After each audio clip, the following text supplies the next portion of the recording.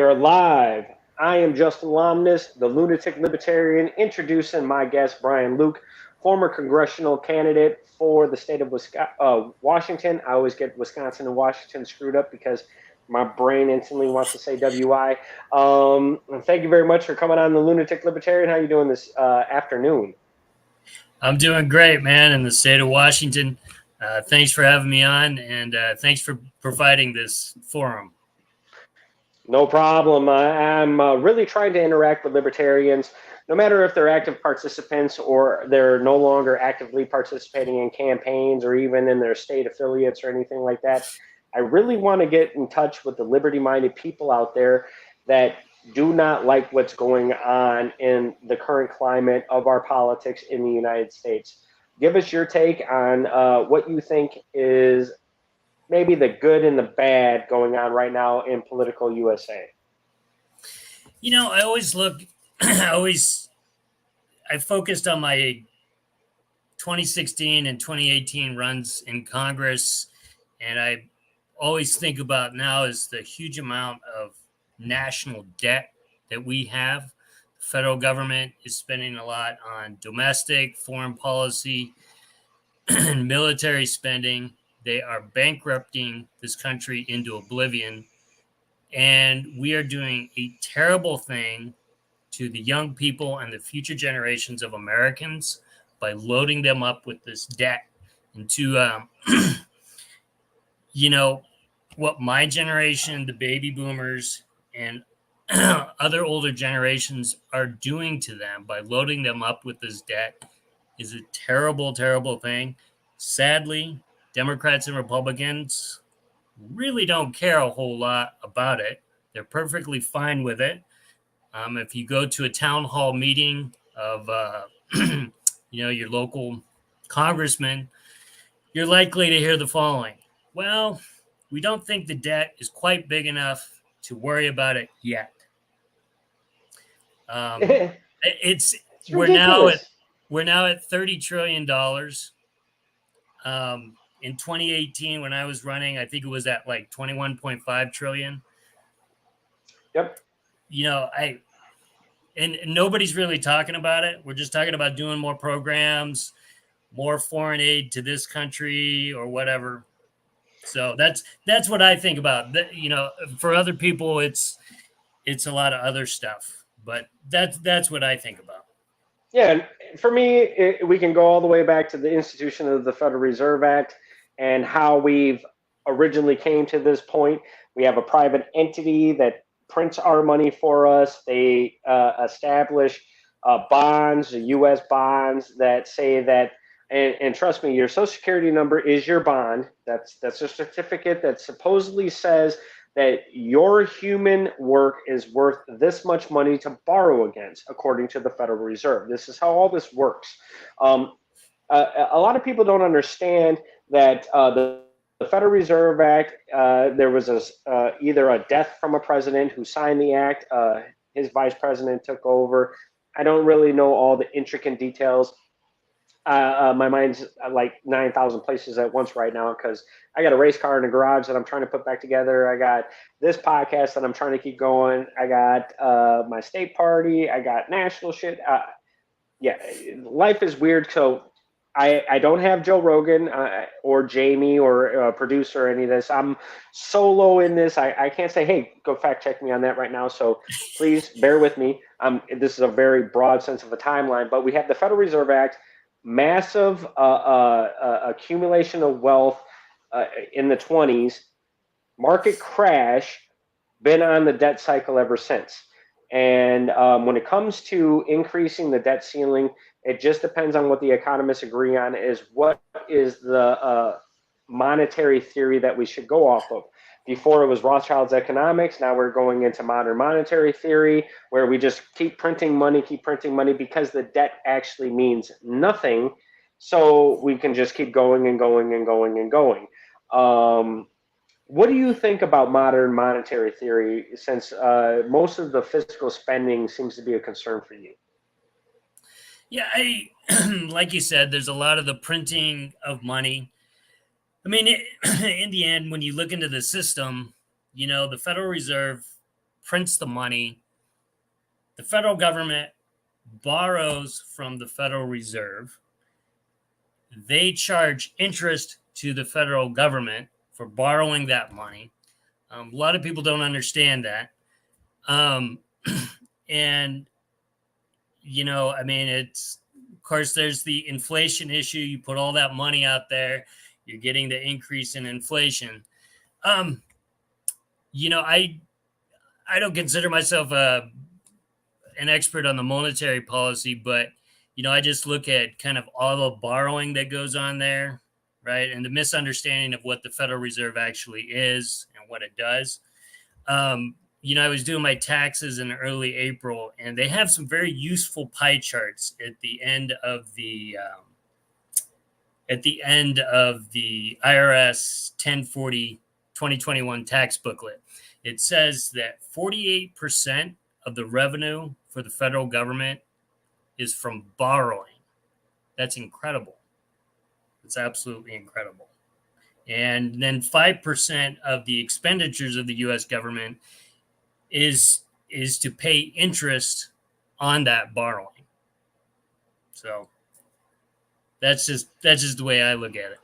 Well, the concentration of money that goes into from public policy that kills competition to the PAC money that goes back in the government so that they can secure their future contracts and all this other stuff. Do you think that the manipulation of the American government from 1776 all the way on forward was designed to put us in the situation that we are in today? Because when you have freedom and then you have power, maybe those two don't align all the way, because you can use your power and influence to say that this freedom right here belongs to XYZ. You know what I mean? So when you have PAC money that goes into the government, buys politicians to put forth the laws that they wrote, the politician didn't write those laws. The company wrote those laws to make sure that it killed the competition that they wanted, so that profiting off of that elimination competition would always benefit themselves. I hate fiscal spending. I think that money is kind of ridiculous. I think that it's overemphasized in today's structure, that easy money is better than any money. I come from the middle 90s, the rap era, where it was chasing paper, chasing paper, chasing paper.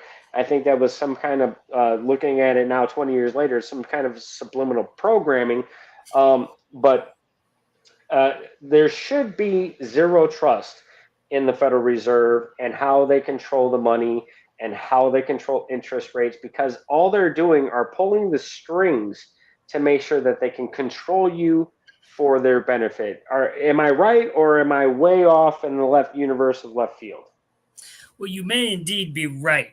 I think with regards, the way I look at it is, I look at all your members of Congress, they do receive donations from particular companies. And, they do stay in office for a very long time. And, you can go and look at those donations on the FEC website. They're receiving donations from corporations and people who have the PACs, like Lockheed Martin and stuff like that. And the United States spends all this money on military hardware and so forth and so on. And what I found kind of interesting, I like to look at campaign finance, and I was looking at some local races for the state legislature a few months back, or a few years back, and I found it interesting that some of these PACs for these for these companies, they would donate to both the candidates, the Republican and the Democratic candidate, to make sure whoever got in there, they wanted to be in good graces with those candidates. And I found that very interesting. And for me, that's why, I would really like to see some term limits on members of Congress so they can't just stay there and build these connections and continue to move down that road. That's the way I look at it. Well, let me take a step back because, like I said, this is an interview shooting from the hip. I reached out to you because I found your Facebook page that said Brian Luke, Libertarian, running for Congress. It may have been an old page, but I want to offer the voice to all people, whether they're active, inactive, just being members of society. When it comes to the most important thing about libertarianism to you, you're mentioning term limits, eliminating finances into government for the corruption that eliminates competition, because I would assume you are for a free market, correct? Correct. So elimination of competition through PAC money and getting money out of government to buy whatever policy that you want. When I can buy a public policy, if let's say I'm a hemp grower, and I have a lot of money, because let's say I made my money in oil fields, and I'm just going to sit here and go, well, I made that money there. Now I'm going to put my money here because that seems to be the next growing industry, and maybe I can make another 20, 30 billion in the next fiscal year when it comes to that. When it comes to purchasing power of our government, do you think that has any legitimacy of any policy that has been put forth and passed as far as government as legitimate? Because as a constitutionalist myself, I like to go back to the law of the land that says that freedom of religion, freedom of speech, the Bill of Rights, I don't have to worry about what kind of other policies are detriment to myself, because the law of the land is the Constitution and the Bill of Rights. Everything else seems to be constructed for an agenda. I may think that I'm wrong in 20 years from now, because I'm only 39. When I'm a 70-year-old, maybe I'm a youngin' that is just some ignorant fuck.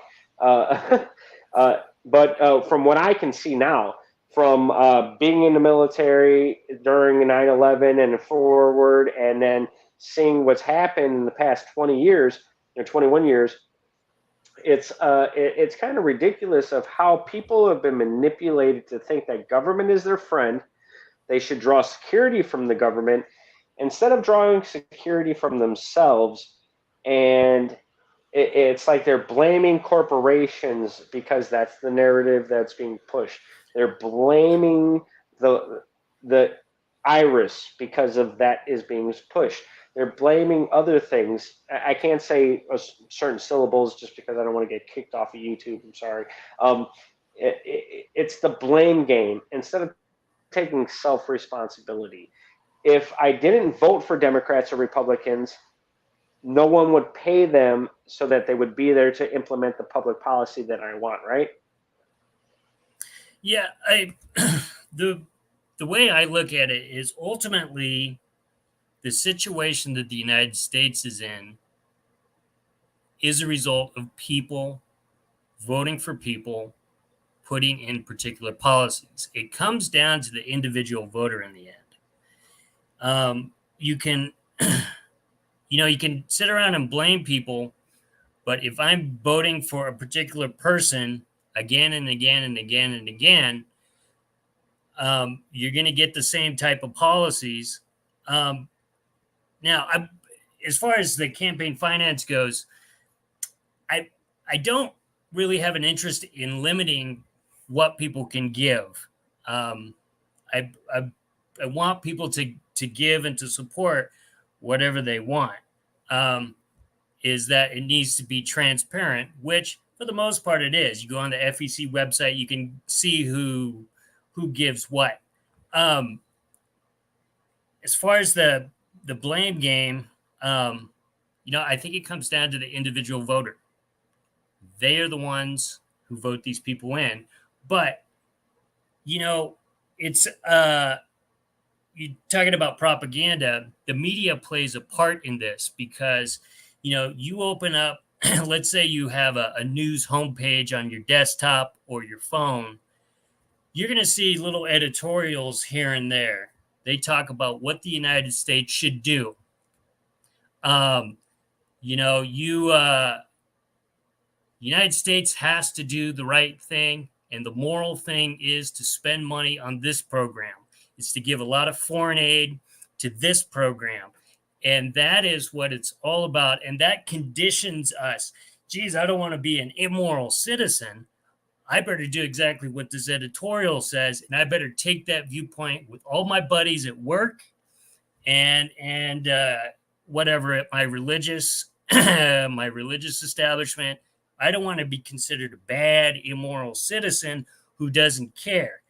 Now, you and I might think, okay, in the end, it comes down to how you as an individual act. That is what makes you a moral citizen. You know, that says nothing about how you and I care for people. How do we treat our family? How do we treat our friends? How do we help that older person down the street who can't move very well anymore? Do we help them out? Do we do this? Are we donating to that food bank in our area? Are we donating to a gospel mission or something similar to that? That is what makes us a moral citizen, not what the media claims you must be and you must support, which is all about government spending and government policies. And that's the way I see. I look at the Libertarian Party and I say, okay, that's why I lean towards the Libertarian Party, because it says, what are you as an individual about? Not what you as the community supports as these so-called standards. Anyhow, I'll shut up. Probably a longer answer than I should say. No, you're fine, because it brings us to the next topic. It's going into what yourself as an individual describes as what is self-security. If self-security brings about me having voluntary interactions with others in my commune, then that brings me to the next level of prosperity. Okay, so it's not who you know, it's what you know. It's not what you know, it's who you know. These are both synonymous with each other, because if I know a congressman versus knowing Jane Paul Powell down the street, Jane Paul Powell may be able to produce me I don't know, 100,000 gallons of manure to make sure that my crops are fed. Jane Paul and Powell may be able to produce me 300 head of cattle. They have skill sets that produce a product. And when we talk about economics, it's production versus consumption. That's Rothschild's economics. And I'm a producer. I'm not sitting here and consuming more than I produce, because I make sure that I'm a diesel mechanic by trade, ASC certified master, 608, 609, Cummins, Navistar, Packard. We can go on and on and on. This is of what makes me, the labels, titles, and categories that make me the better human being to perform the task that's assigned. But everlasting human one has perverse versus working. The modesty of survival, I think, is something that people get mixed context, because I buy $300 work boots. They're gone in 6 months. Somebody thinks they're worth more because they bought a $120 pair of sneakers that a commercial over 3 decades told them was a cool sneaker. These are the things that manipulate the human mind to produce a predetermined outcome. I think that libertarians have the right policy that, let's go back to the Bill of Rights, where it wasn't about you're a Christian, you're a Jew, you're a Hindu, you're a Muslim, you're a Taoist, you're whatever. You have the freedom of religion. You also have the freedom to assemble. You also have the freedom to produce press, written literature. You have that right to produce a written product to produce to the world. Doesn't matter who you distribute to, you have that right. The manipulation of these rights, I think, is where we end up right now. I think that I would like to get all money out of government because it doesn't belong there. Term limits should be two terms. You're done. 2 terms. You're done. You can become a consulate or a counselor or somebody that comes to you and says, "Hey, I need some advice." Whatever. The thing is that what you can do to vote on should be limited to only 2 terms. We shouldn't have people that, and I take Cajun's libertarian's point of view on this. Get these old fucking people out of office that have no business being there anymore. Go retire, motherfuckers. Go retire. You was old as fuck. Go retire. You're 80. I'm sorry. Most people don't even reach it. My grandfather lasted until he was almost 52.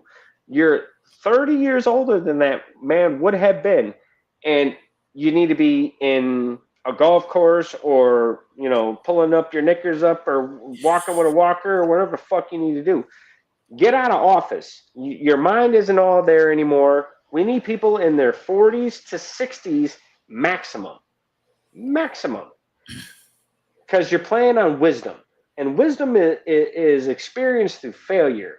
And that's a lot of thing that people want to talk about with academia and stuff like that. Well, if you look at Fauci, this is a person that has failed and hasn't learned from his failures. He has no wisdom, but he has a label, title, and category that says that everybody should preach to him, which is absolutely fucking ridiculous. I'm not buying it. And as a consumer, according to demographics that the government likes to use, I'm not paying my money to pay attention to this circus. I skipped that ticket. I'm going over here to this other ride that's called Liberty and Freedom, and I'm going to buy a wristband instead of just tickets to keep going on that ride. I know I went on my own rant, but that's okay. Freedom is freedom. Personal choice is personal choice. I don't think anybody has anything to say about anybody's health. If you want to eat Big Macs, cheeseburgers, McDonald's, if you want to be unhealthy, your choice. But do not demand from me that I need to pay for your health care. This is all statist bullshit. If you really want to be about yourself, then you'd be a David Goggins or a Jocko Willink or claiming some other title of, I'm going to suffer to get what I want. And I'm not worried about what you're doing. Why are you worried about what I'm doing? That's libertarianism in my boldest sense that I can put it. Yeah, no, I I think you're right. And it all comes down to the things that you want to do for yourself and the way you want to do it. And how much control should government have over what you do? And so I'm with you there.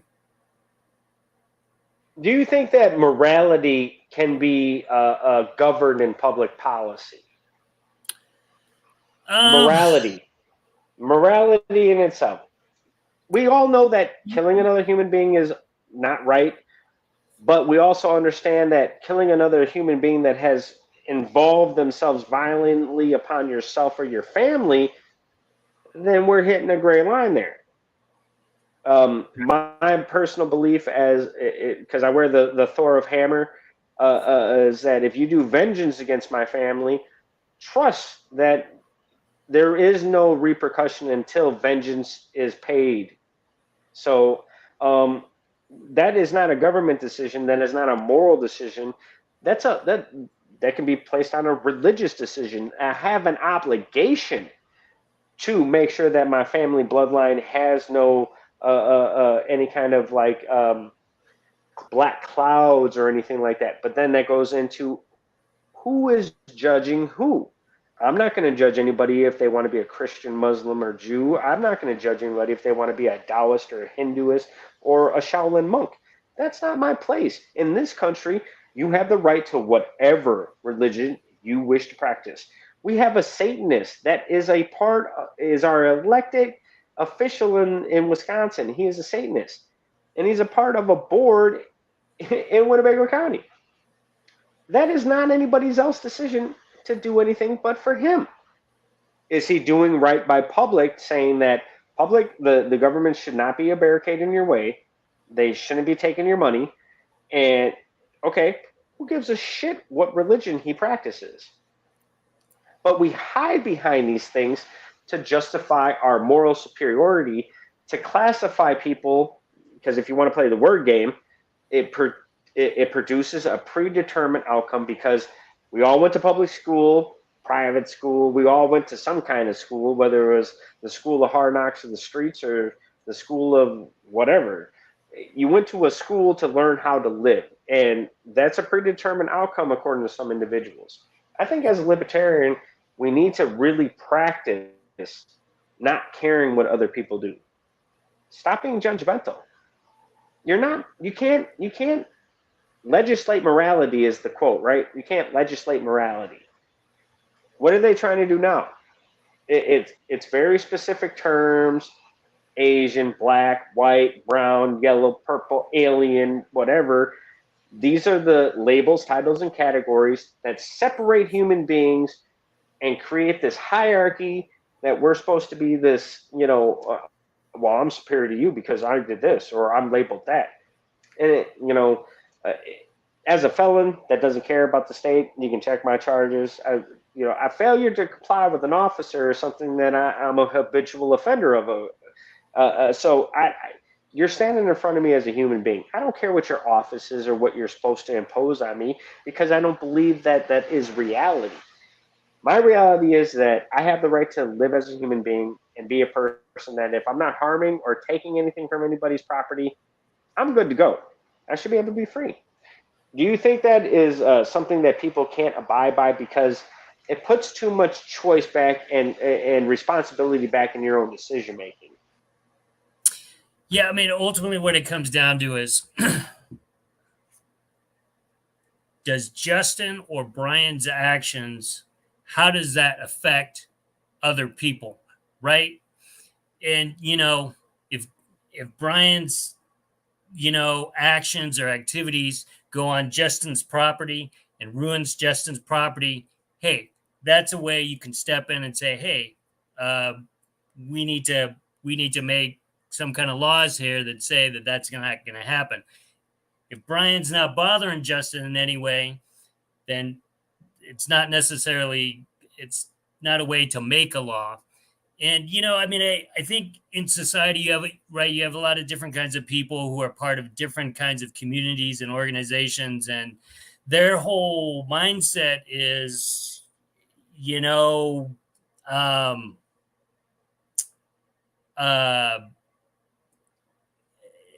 if we allow this kind of practice to go on, society's going to crumble. I'll go back to my 2018 campaign.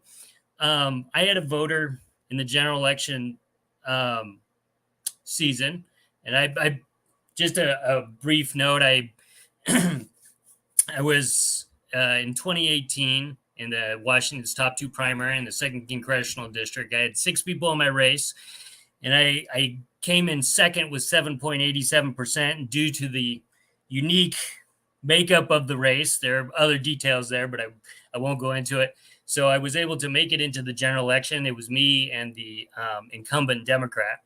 And so this voter called me, and, he was of a social conservative nature. His, I ended up getting his vote because we had some things in common there. But, he kind of started the conversation out with, I think liberals and libertarians, they want to make a heathen society.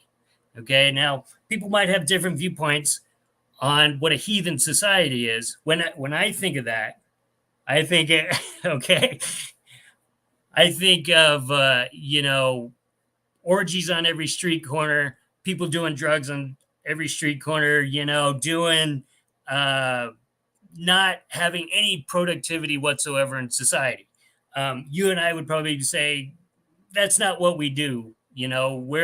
We think, some of those freedom policies make not only allow you to have personal freedom, but in general, they produce a better public policy for the community at large.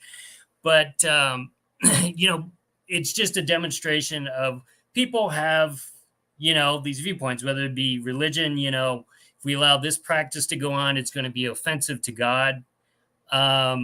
It's it will bring down society. You're going to have absolute chaos, and I think that kind of mindset can be applied to everywhere. And there's people of different age groups. The elderly might think, my God, we can't allow this to happen. It's too much of a radical change, and that's just my take on it. I would say I'm a ropes and pulleys kind of guy. And when it comes to aspects of programming, we have to all understand that if you weren't a part of the radio or the television era, you didn't have information that was broadcasted to you at a speed in which your brain didn't you weren't computing it because there was nothing there. Throughout the timeline of the radio invention, where you can broadcast information across to a mainstream audience, then you have television, then you have visual cues. And we can go into MK Ultra, conspiracy theories. I love the word conspiracy theory just because if it's attached to any kind of topic, it's probably fucking true. Especially since now the United States says that UFOs exist, and then they've denied it for almost 70 years. This shit's quite hilarious because you're a conspiracy theorist. Well, that means I'm a truther now, right? If we talk about language, how language is being manipulated. And it all coincides. There is a great video from this, I forget what his name is. He's a Soviet former KGB operative.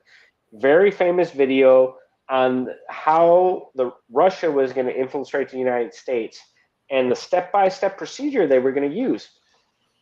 Kind of funny, this video came out like the early 80s, and somehow this shit seems to be fucking true. I don't know. I'm a lunatic. I own this label, Lunatic Libertarian, because people don't want to accept the truth when it's blindly in front of them. I don't know where to end this because it goes into so many other projects that the United States government's been involved with. You can talk about the attack on Pearl Harbor, it actually getting us into World War II when we were a sideliner, just providing convoy escorts for Britain and stuff like that, to actually being involved in the war, and how we were entered into the war after the Great Depression and how that brought us out of the Great Depression and so forth. And then we have all these economic scholars that say, oh, well, life has never been greater. Well, great times produce soft men. Soft men produce hard times. That's all I got to say about that. And I'm not getting into the pronouns or men or women. We'll talk about DSM-4 and 5 if we want to go into that, because everybody's got a mental health disorder according to any kind of topic you want to bring up online. So what do you think about just the programming of the institution of the United States, saying that in 1776 we were this, following the timeline to where we are now? Do you think that the government was ever a benefit to the individual? So on that, I will talk about kind of something you raised there is the smearing. That's what it all comes down. And I remember I've read some of Ayn Rand's nonfiction essays, which are actually pretty interesting. I've not tackled the 1,200-page Atlas Shrugged yet. I may not. I own a copy, but I haven't gone there. Anyhow, I remember in this one essay, she talked about smearing and stuff, and that's how people do that. And that's kind of what the government and corporations and some of these think tanks, that's how they put the propaganda out there, right? You talked about the UFO thing. I mean, I've studied UFOs for a while. I have a take on it. I won't go on a long rant on it. I think they've known about it for many, many decades.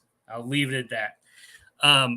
But, right, if you believe in UFOs, you're a kook, you're a nut, you're a circus clown. And that goes into all kinds of things, right? You believe, you know, and then that goes into the political parties who like to smear the Democrats, and then maybe they'll smear, you know, the third party folks like the Libertarians. And, you know, I always, you know, I go back to just in general things I learned in my campaign, you know. You know, I remember receiving a voice message from somebody who, he was a Republican guy, and he said, you know, I'm not, you're one of those marijuana guys, and, you know, I'm not going to vote for you. You know, even though I don't smoke marijuana, I don't do any marijuana, I'm not criticizing those who do. They get these viewpoints and stereotypes, and they love to smear you, right? And you know, other Republicans will say, hey, you know, you believe in cutting military spending. That means you don't want a military. Well, no, I want a military. I just don't want to bankrupt the country in doing it. And, you know, and that's, you know, the propaganda and the smearing comes from everywhere, right? It comes from government officials. It comes from members of Congress. In general, they don't want to entertain ideas that won't get them votes. So therefore, the things that come from the Libertarian Party or from independent folks, if that's not going to help them get elected, they're not going to entertain it. So, I mean, they're the people that you see interviewed on, you know, all these news organizations, the congressmen, the senators, the government officials. So you're going to get the kind of the standard stuff. Do you think anybody that runs for public office that gets any kind of airtime actually is asked a hard question? I really don't think they're actually asked any kind of hard questions, but in face-to-face interactions, it's a totally different story. Do you think there is the placated personality that is the actor for politician versus the real person? I would say so. I mean, the news organizations, they're going to ask kind of the basic questions, which will, I guess, keep people watching their stuff, or kind of, and sometimes they provide a good service in learning about candidates' viewpoints. Like I was able to get a couple minutes in 2018 on a local news show. But I think some of the rhetoric is to placate people within their own political party to make sure that they don't lose their political standing and they don't lose the support of particular constituencies, whether it be climate change folks, military folks, people that are lobbyists, folks. Yeah, it's lobbying. Or lobby folks, right? Well, yeah. When you look at an individual group that's trying to get any agenda, I always go to a lobbyist kind of organization that's, we fit this particular criteria. We are the individuals of this.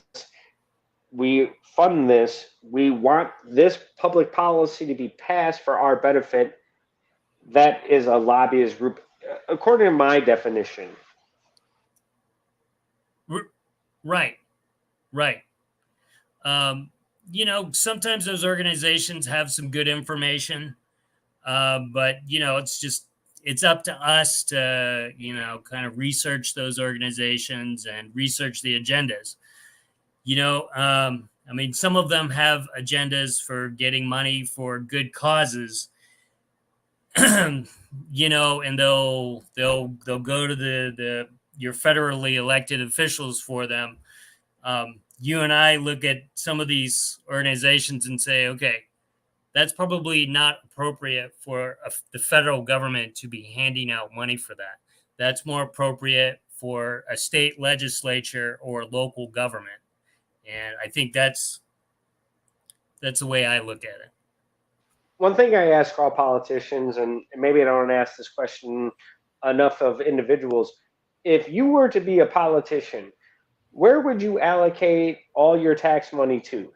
And do you think tax money is actually necessary when you're funding organizations that are constructing their own existence from a false policy? Yeah, I think there's got to be example. I know it's a fucked up question. The example is, okay. Why do I need to know what the attributes of cocaine affects a monkey in Ecuador? Why do I need to know that?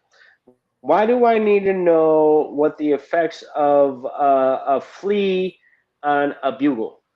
What do I need to know the effects of that for? And this is millions of dollars, millions over the course of years. These are just two programs that would equate to my income over the course of my entire lifetime for an individual person and my family.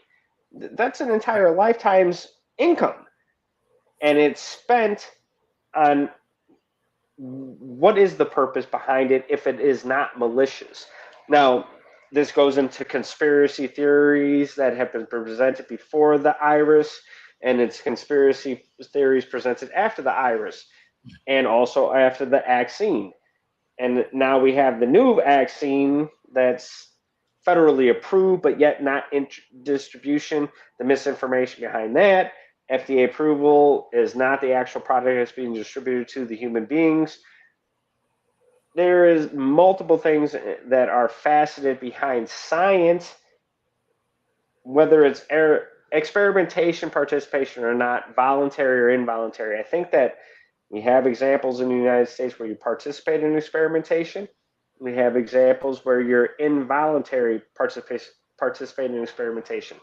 But that also goes back into conspiracy theories, back to Project Paperclip and all this other stuff.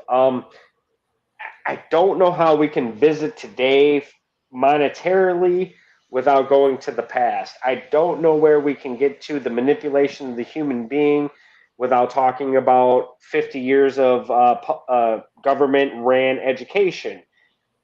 These are all kinds of things that coincide when you look at the overall structure of what we're looking at, right? As a campaigner, if I was running for office, I would say, why do you vote the way you vote if you are a public official? You're supposed to be a servant of the people. I think that's what people are looking for, and that's why I think being a libertarian is being a voice of the people. A PAC can't buy you. We never had any money any fucking way. You're gonna buy me? I put my heart and soul in this previously. You're not gonna buy me because I think your money's bullshit anyway. And then the next thing is that when it comes to the current officials, I don't think that, like I said, when you approach government officials, whether it be a congresswoman, a personal experience, I'm not going to mention her name, and this is while I was meeting a Medal of Honor awardee from Vietnam, by the way, who lost his arm. Not going to mention his name. Yeah, I'm not going to mention an organization that I would volunteer for to make shit happen for it. That was a whole other scenario that I lived, and I watched these people talk about fiscal money like it was nothing. Oh, you need 200,000? Yeah, okay. You need $1 million? Okay, no problem. The people will pay for it. You deserve it. You're vets. We'll get it to you. This shit is like, how many people is that going to affect and fuck up their lives? There's no thought process on that. If you were to give back the 35% income tax rate the federal government takes away from the average human being, and give that back in their pocket, do you think they would pay for any kind of federal programs at all? Yeah, it's for me, I think the problem is that the government has become so massive over the last 100 years. You've got all these departments and then the agencies and the spending, and you know, it's hard to kind of put a focus on all of the spending that's being done. And, for me, I don't even know where to start. Like you were talking about those things, should I be spending $1 million for this stupid study?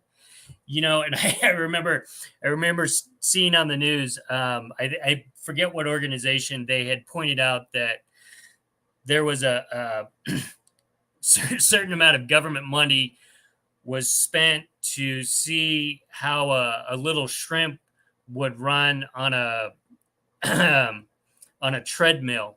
You know, um, is like I said, I don't even know where to start. There's so much. Yes, yes, and what gets spent on those things and all the other organizations, right? I don't even know where to start. It's so big. And the only way is for me, you got to move towards cutting this stuff and say, you only got so much money, partner. And that way you're going to be spending on less. But we're a long way from there, man. And we may not even get to start on that. And that's the problem for me. I don't even know Well, where to start. I don't know either, because if you were to cut on the local level, libertarians are starting to go from the local level and branch out, right? It's like a blossom. You start inward from the seed, and then you're going to go out. And I think that's the proper technique to use, especially when I didn't want to say it. Roe v. Wade has been retracted on a federal level. That is excellent. The federal government should not have any say on anything you do with this human body. Nothing. Absolutely nothing. That being said, when it comes to the state level, the state has nothing to say to you when it comes to this human body. Nothing. You can do what you want as long as you're not hurting anybody else. Anybody else, that's where all kinds of other shit comes involved. Not my position to get involved.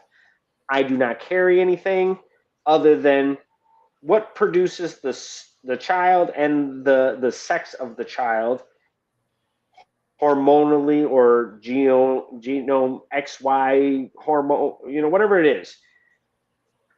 Because that is a whole nother subject about, and in my personal opinions, about mental illness, but whatever.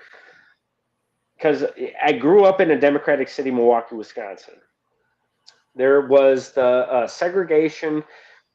This is the Jewish community. This is the Puerto Rican community. This is the Southerners that are all other Ecuadorian, Mexican, El Salvadorian. That is the immigration population for Spanish-speaking people. Then you had the blacks, and then you had the whites, and then it was there's no fucking around in anybody else's neighborhoods. From a population of almost 400,000 people, highest murder rate, murder capita, or murder rate per capita in the country for multiple years. It's like 7th in the country when you have 400,000. There's a bunch of, I think we were like 600 murders last year, something like that. So people kill each, and there's murders that happen at funerals and shit like that. When it comes to human beings interacting with each other, is there a sense that I'm not where I want to be because of government barricades, restriction of choice, or is my choices have been restricted because of government convenience of somebody else's race or socioeconomic background or buying power. I don't see a difference in the two. There's a government barricade in both situations that wants a predetermined outcome so that they can get a predetermined outcome to push a narrative. You know, it's like writing a script and directing a movie, and I think that's where we've been pushed. And I used to listen to Art Bell, Coast to Coast. I used to, I listened to Alex Jones. After I was actually signed up for the military before 9/11. 9/11 happened.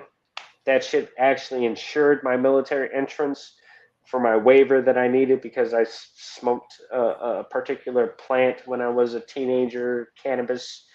I don't like the term marijuana. I think marijuana is a derogatory term that was brought up by Henry Anslinger and to produce a predetermined mindset from, marijuana says that my blacks and my browns are going to rape and murder, reefer madness bullshit. You're the white women. It's all propaganda when you look at it. Where is the critical thinking in the household so that we can get rid of propaganda think? Where is the critical thinking in the household where we can get rid of group think? And I think that even libertarians like to attach themselves to group think when it comes to public policy. But public policy is group think. That's where the weights and measures should always come through in debate and logic. People don't want to be logical anymore.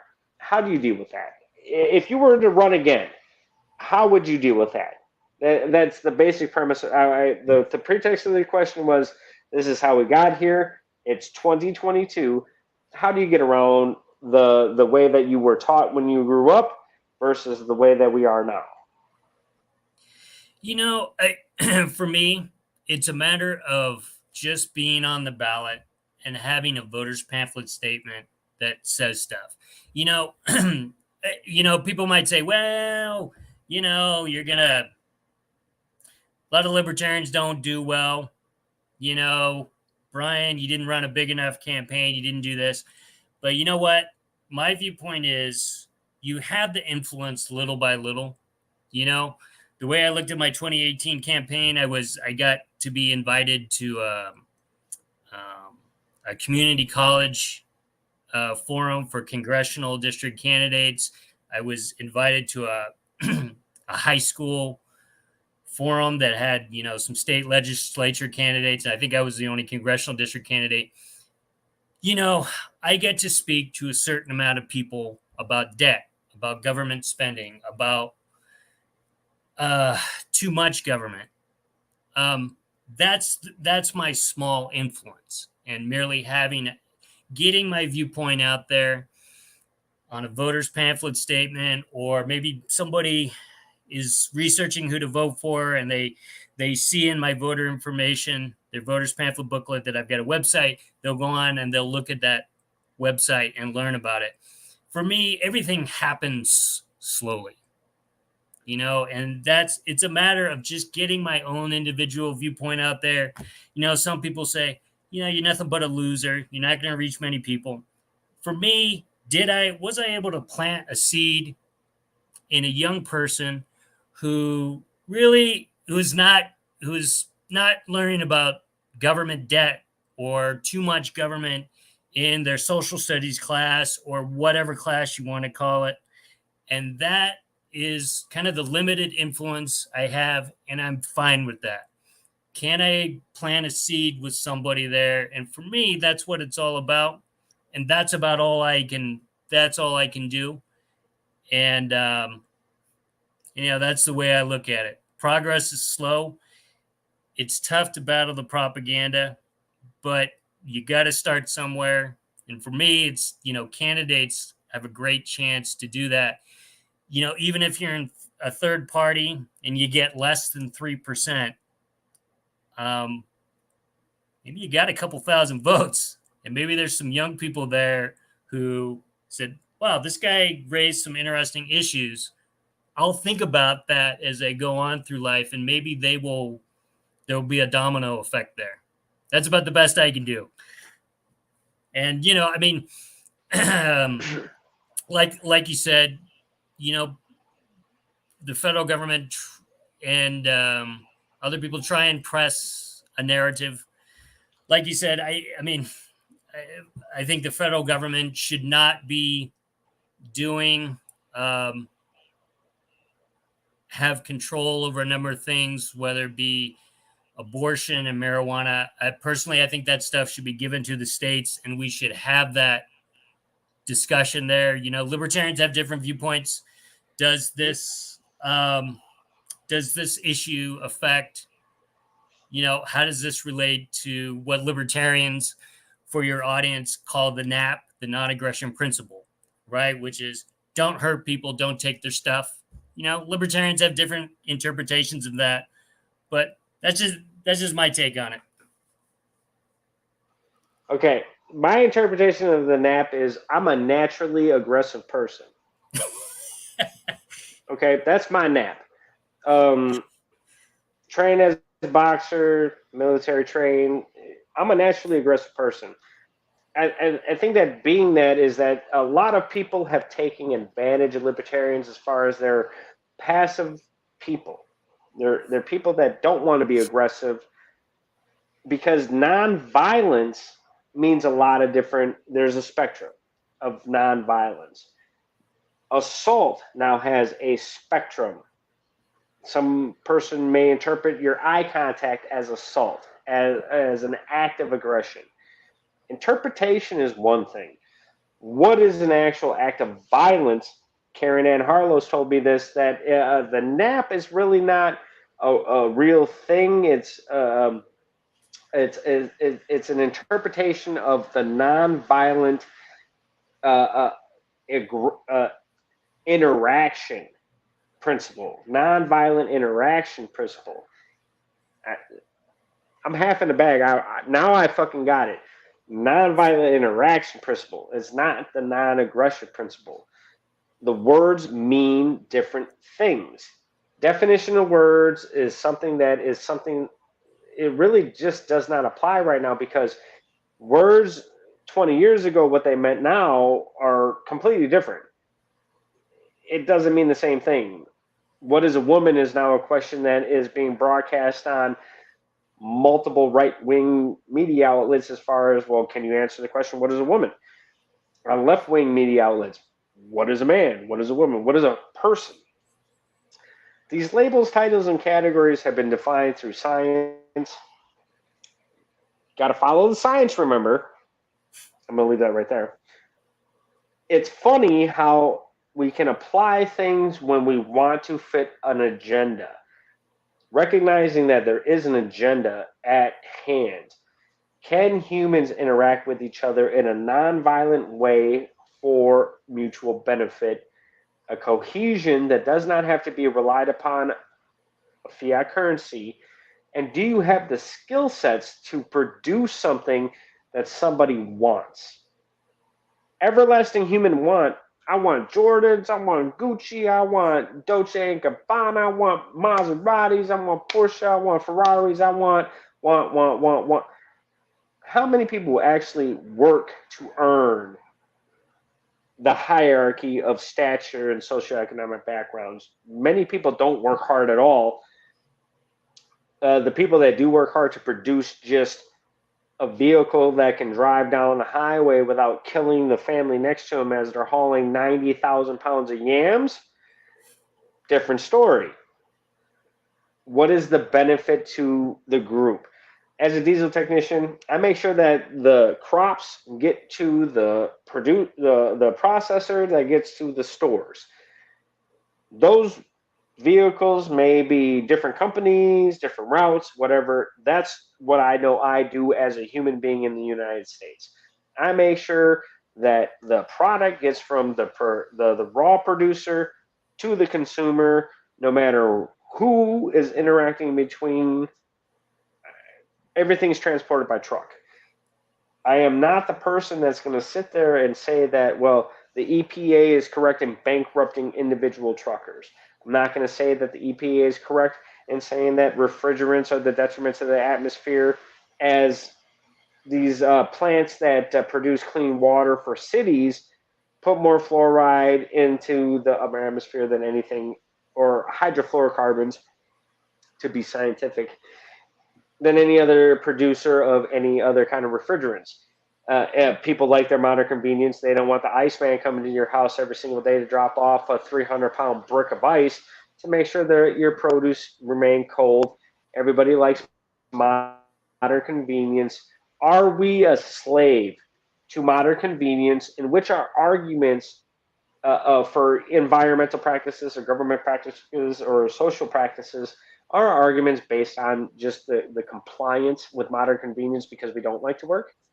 And that's a United States problem. You know, modern conveniences are fantastic. They make our lives easier. You know, I I think it's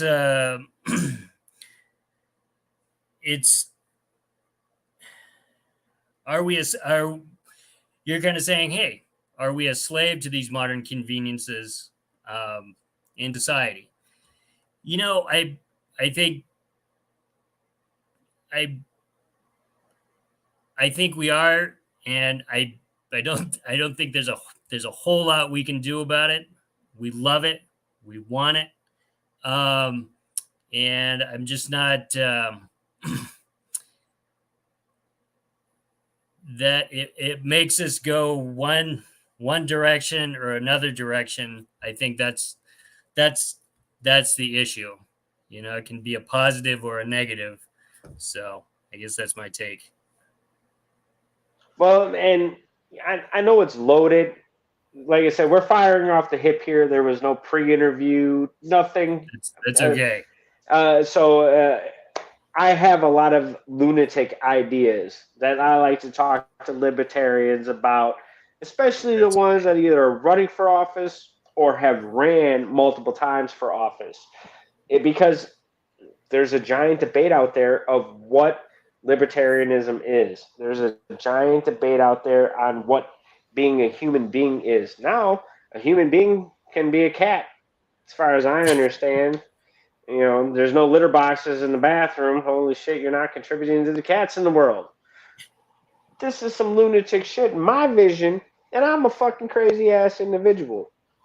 I think that when it comes to human interactions, if there's a mutual benefit without any kind of detriment to anybody in the long term. I was talking to Cajun Libertarian last night about how many major corporations have detrimented their environment, to the point of human death because of greed. It's like, how much modern convenience do we really need versus what we are? Supposedly, we're technologically advanced to the point we can go to any planet in in our current solar system.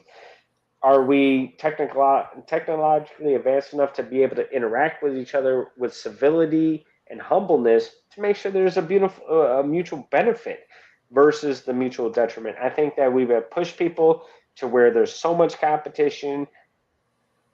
You literally now kill your competition, whether it be through the drug war or through public policy as far as corporations. It doesn't matter. I mean, just depending on what tier you're looking at or what system you're looking at, you kill your competition. Literally, that's the American way. Literally.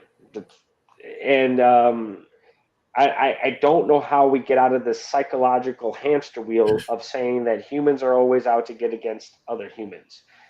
I think there's a lot of humans that love other humans and want the mutual benefit. So if I was running for a Congress seat, I would say, what benefits me benefits you. And if it's not a benefit to us, then throw it to the wayside. We're done. I mean, this seems very simple when it comes to human interaction. And that's why I chose the name Lunatic, because this shit seems to be crazy to some people. Yeah, I think in the end, it comes down to, okay, so On this particular policy, how does it affect people? Does it affect groups? Does it affect you as an individual? Does it affect your property?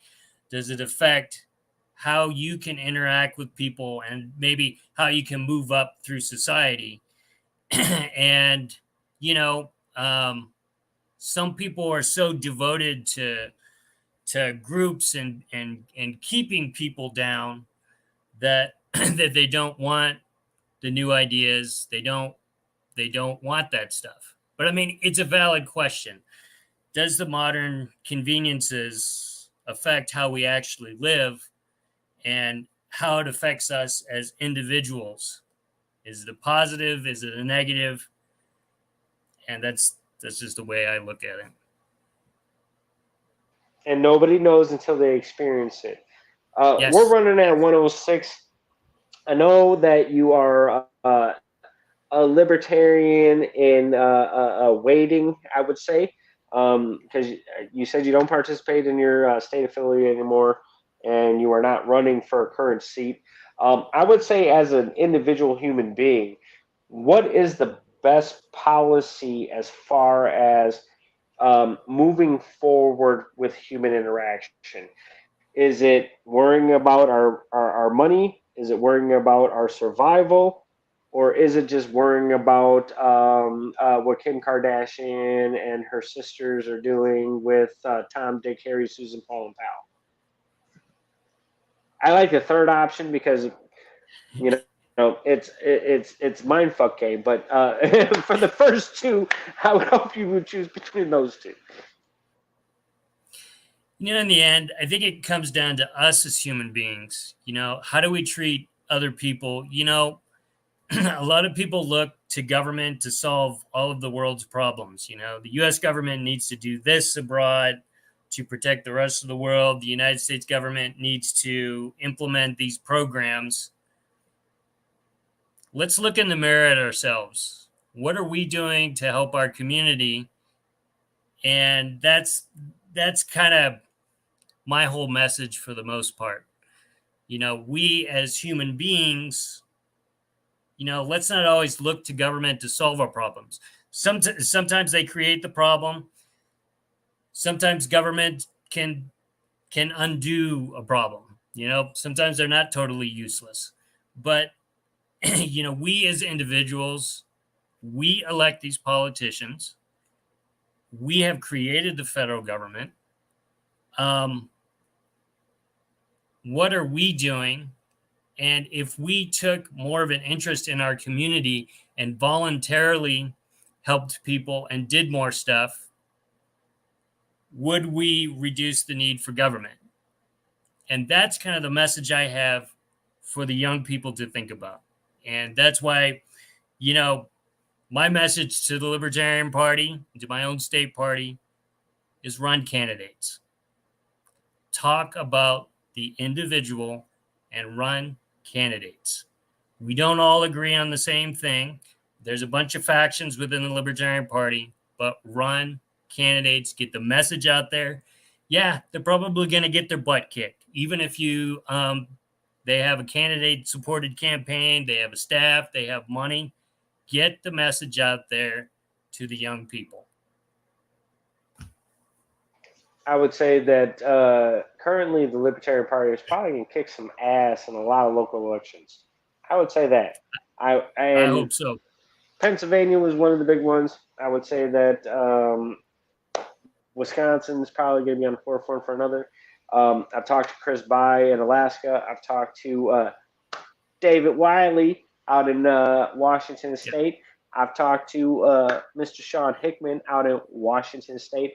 I think that people can produce an outcome if it's for mutual benefit.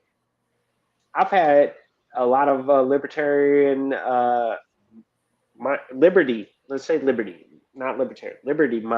people that want to be free. Maybe they can't agree what freedom is, but shit, you want to be free? Be free, because that's a very new concept when we're talking about the existence of human beings. There's no dictatorship. There's no monarchy. You are going to invoke a government that decides for you or is going to let you decide for yourself? So far, in the past 40, 50 years, people have voted for the government to decide for them because they have no security in deciding for themselves. And they keep reinforcing it day in, day out. Decide for yourself, get out there and vote. I say vote gold. But as a libertarian, you can vote for whoever the fuck you want to vote for. Just remember, choice equals consequence, choice equals action. You have to deal with the consequences of your actions, even if you voted the wrong way. Blue, red, vote gold. I think that the individual freedom is out there. We have too many barricades in government. I appreciate Brian Luke giving me an hour and 10 minutes of his life to be on my show, The Lunatic Libertarian. Brian, if you were going to run for public office again, would you vote? I'm sorry, not vote. Would you run as an independent, or would you come back to the libertarian spectrum and try and get some golden gloves out there for the people, so to make sure they have their own security? You know, I would probably run as a libertarian. So I'll leave it at that. You know, there's a lot of great principles in the Libertarian Party. The platform has a lot of great principles, and I would love it if that kind of stuff was studied by the young people, and at least discussed. So, yeah. Justin, thanks so much for having me on, and thanks so much for providing a forum for this kind of discussion. No problem. If you are a part of the Libertarian Discussion Board on Facebook, I put this out for everybody. Lunatic Libertarian 1 at yahoo.com. Reach out to me if you have opposition of this idea that was presented on this show. Come and hit me up.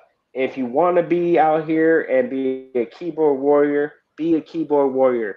But I like people that like to present their face, their voice, and everybody to see where they actually represent themselves as public policy. As far as I represent myself, I have the eagle, the Statue of Libertarian torch that actually held the flame back in the 1910s, and I have a POW MII flag. Liberty to me is freedom. My liberty and freedoms have been taken away by the state, according to official outlets.